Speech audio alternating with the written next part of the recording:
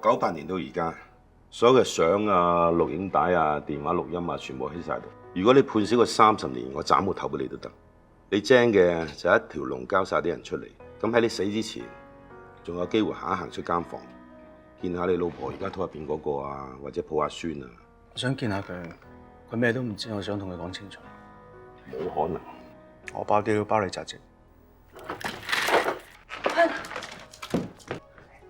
冇時間啦，你聽我講，你咩都唔可以包嘅，你包親嘅話，我哋全部都會冇命。個細女仲要做手術㗎，仲有我肚裏邊嗰個咧，我肚裏邊嗰個咁點啊？喂，冇咬耳仔。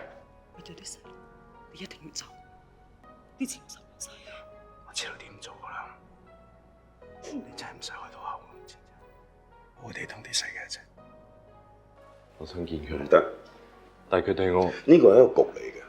你同佢感情全部都係假嘅，所有嘢都係假嘅，你知唔知啊？我知啊，但我唔想你第二日要幫我 book 心理醫生啊！喂，有冇煙啊？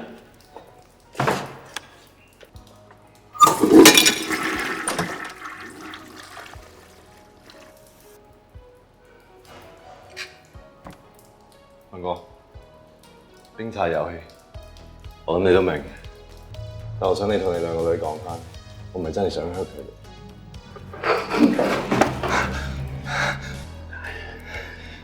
記得你細個就實冇乜，嘥都冇得嘥，我借錢你先有得住。假嘅，賭錢輸咗，但係用罪你送我漏人咁錢嚟幫你。假嘅，我俾人圍，點解你會出嚟幫我？全部都係假嘅，佢哋全部都係差人嚟嘅，你知唔知㗎？